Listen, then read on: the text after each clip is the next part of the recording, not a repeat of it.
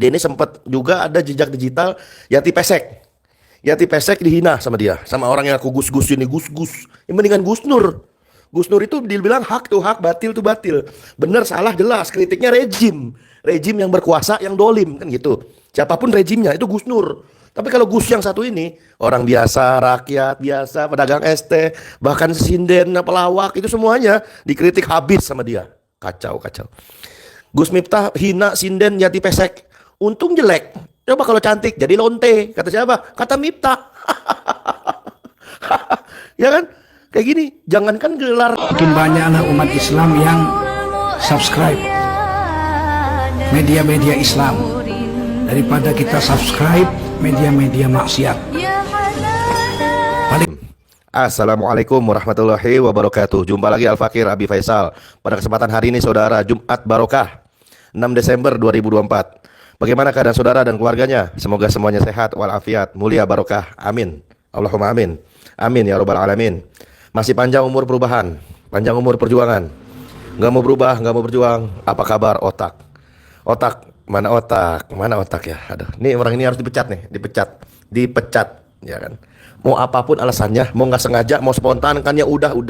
Bahkan jadi apa namanya itu, yang penjual es itu jadi anggota kehormatan ormas, ya kan? Walaupun apapun alasannya harus dipecat nih orang ini, ya kan?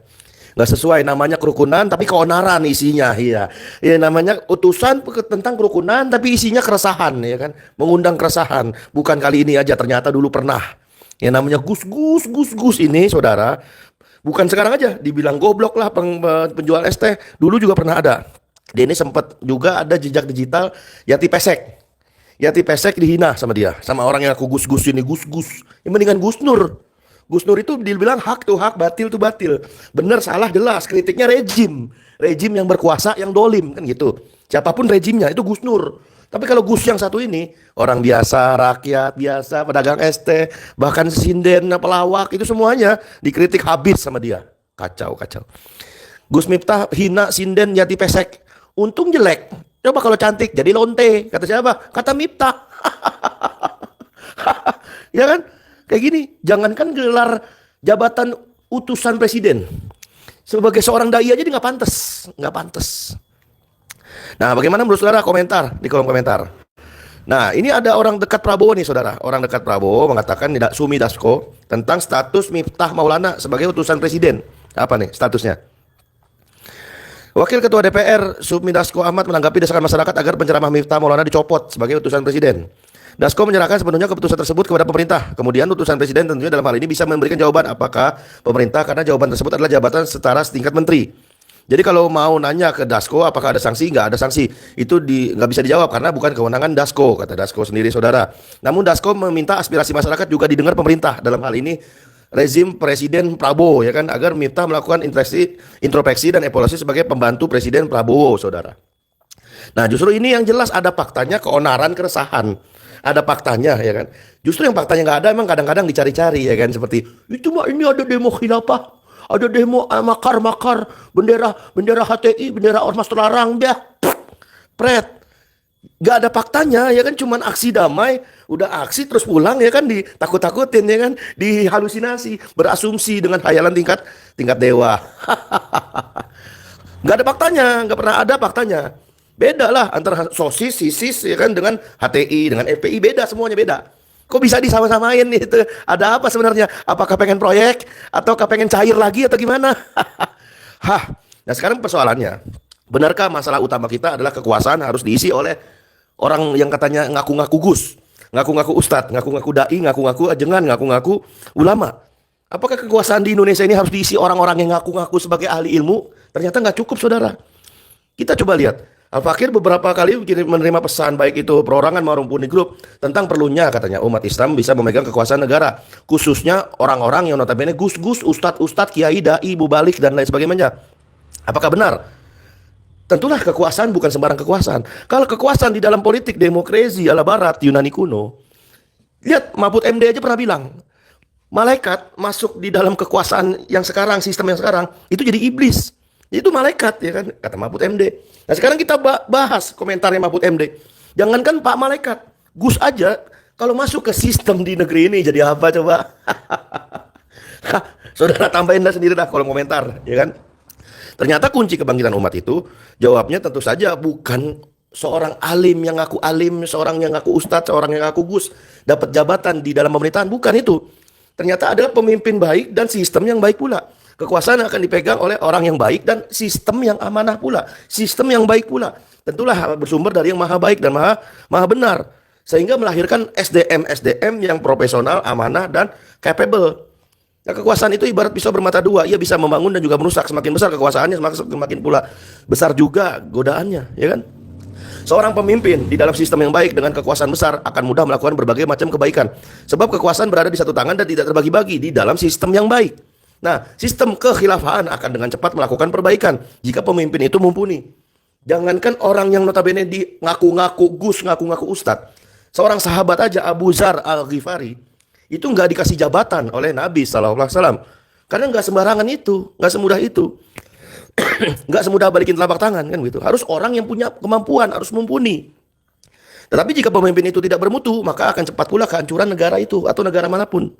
Nah, karena itu upaya banyak di kalangan umat Islam untuk berjuang di jalur politik yang katanya demokrasi ala barat, itu adalah perjuangan nggak penting. Nah, perjuangan penting adalah melanjutkan kehidupan Islam, istanafil hayatil Islam, di dalam politik Islam, bukan di dalam politik demokrasi. Nah, kita harus berenung bahwa yang masak-masak, bahwa kunci utama kesuksesan dalam semua bidang apapun di negeri ini adalah pertama sumber daya manusia yang mumpuni, kedua juga sistem yang baik, ya kan? Sistem yang menjaga kualitas iman, menjaga kualitas akhlak, menjaga kualitas ilmu, dan menjaga kualitas syariat. Nah, disitulah ada nanti maqasidus syariah. Bagaimana sistem Islam ini sebagai maqasidus syariah menjaga akal dengan dilarang beredarnya minuman keras, narkoba dan lain sebagainya, macam yang menjaga nyawa dengan ditegakkannya hukum qisas, ya kan? Menjaga nyawa, menjaga keturunan, ya kan? Menjaga bagaimana sumber daya alam, semua dijaga dengan adanya sistem Islam. Nah, persoalan sekarang, politik yang terjadi sekarang adalah politik yang berdasarkan pragmatis. Hanya diduga kuat, bagi-bagi kue. Nah, kalau penguasa itu yang namanya nggak punya adab, yang namanya kurang bertakwa dan lain sebagainya macamnya, maka jadilah dia itu orang-orang yang notabene bilangnya melakukan perbaikan, padahal isinya merusak. Nah, jadi hilang sudah SDM yang mumpuni. Nggak ada SDM sama sekali, nol. Nah, terbukti dengan fakta yang sekarang orang tukang es dibilang goblok lah, ya kan, pedagang es dibilang goblok lah, ya kan. Kemudian ada lagi yati pesek, orang nggak ngapa-ngapain, menjabat juga kagak, dibilang jadi lonte lah kalau cantik kan gitu kan. Nah, itu suul adab. Nah, insan adabi, manusia-manusia beradab, inilah harusnya yang diperjuangkan oleh kaum muslimin.